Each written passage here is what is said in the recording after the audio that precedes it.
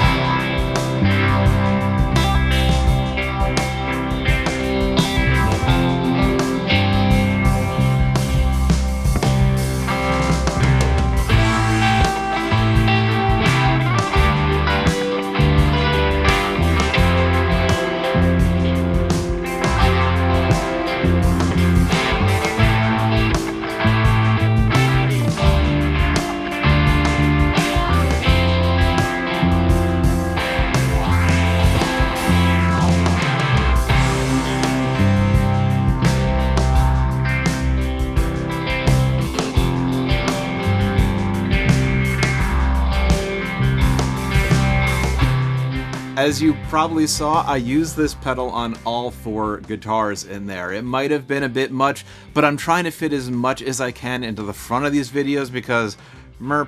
But don't worry, we'll hear plenty of isolated clips as we work through this pedal's features. And this is a deceptively simple looking pedal. I'm honestly surprised at how many people, after I posted it on my Instagram, said they had just never heard of it before. It's a phaser and a panner, but like Mitch Hedberg making his own homemade Sprite with lemon and lime, there's more to it than that. We start out with a phaser, and it's a good phaser. It's even got its own speed and depth controls.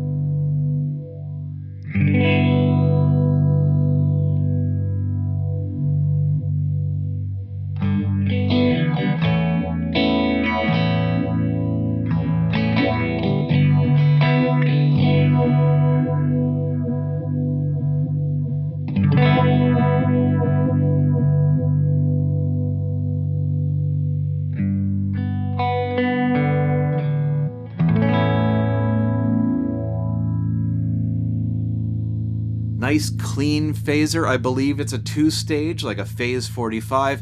And again, I really hope you're able to listen to this in stereo. But if not, I've included a little visualizer because you'll see.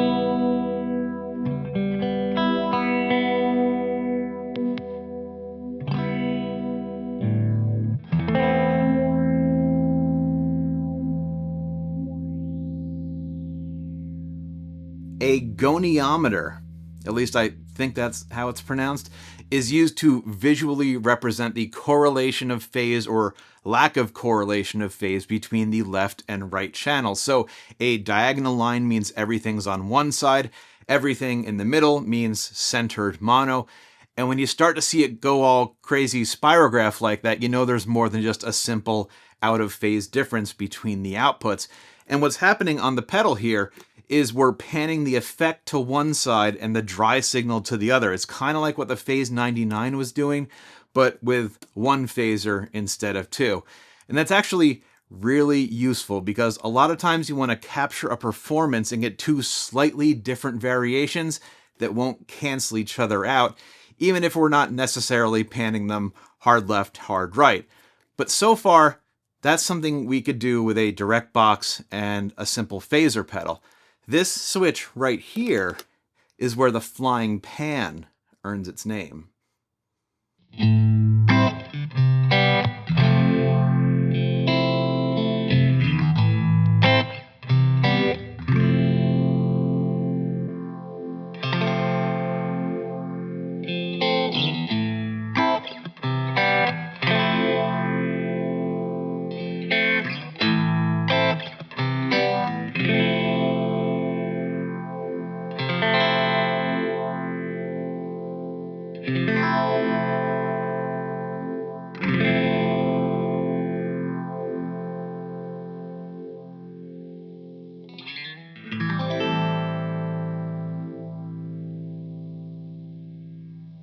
I use that a lot in the opening jam with one guitar's effect panned left and another guitar's effect panned right, and the panner alternating between them. So here's a little bit of that with the panning mode switched back and forth.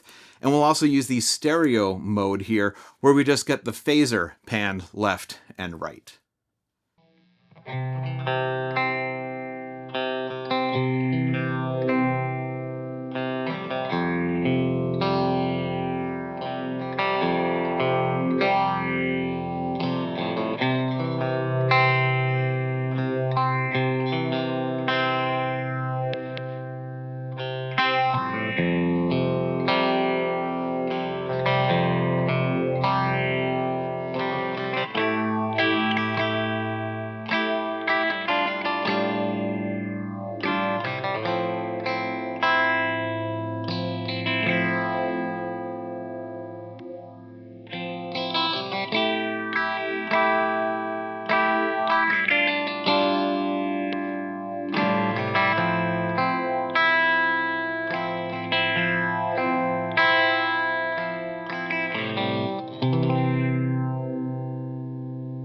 Because the phaser and the panner each have their own independent rate knobs, we can set those to whatever ratio or offset we want.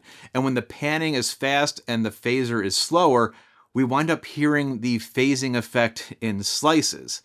You flip those ratios around, and now the phaser's overall absence and reappearance becomes part of the sound. There's just a whole lot of ways we can run with this.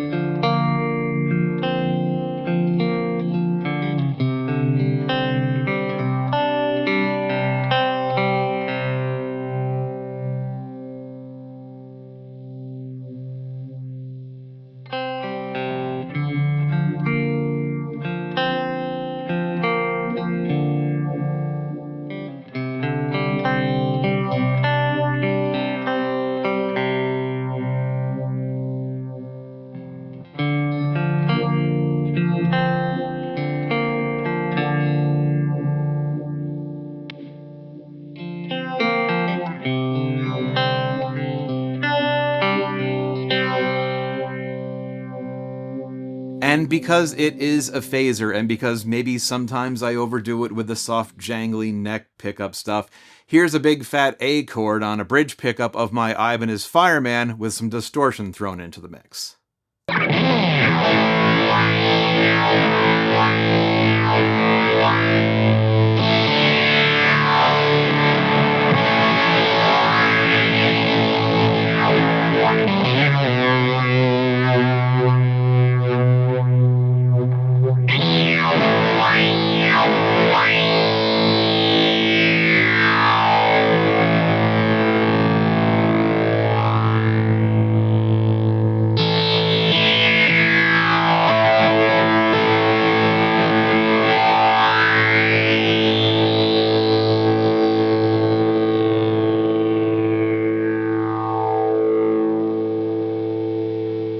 It's another example of an effect that's fairly simple in composition, but kind of rare to see in a single box. And let's focus on that box for just a bit. It's held together with thumb screws, 4 of them, super convenient. And check out the insides of this thing. That's a full-size board, full-size components.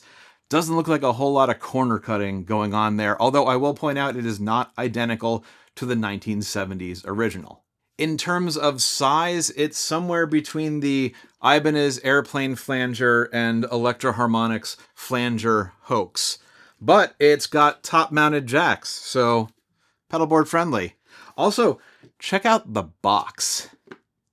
That's just a nice looking box. I might put that up on a shelf next to the Duck and see if my wife notices.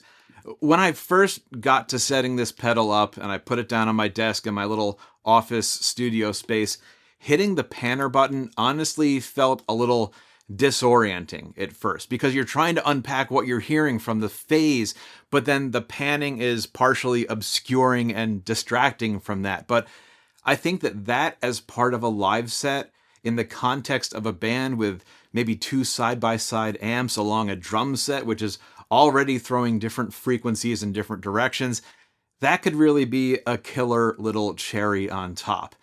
These reissues aren't super rare or expensive yet, but make sure you use my Reverb link down in the description if you're going shopping there. That helps me out a lot.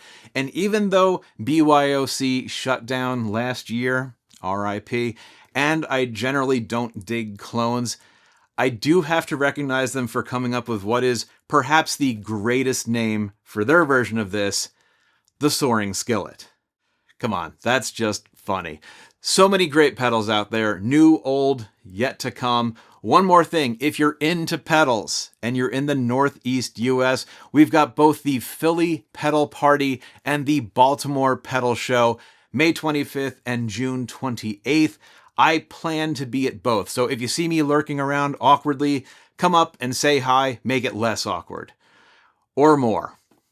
Probably more. And if I don't catch you there, I'll catch you on the next one.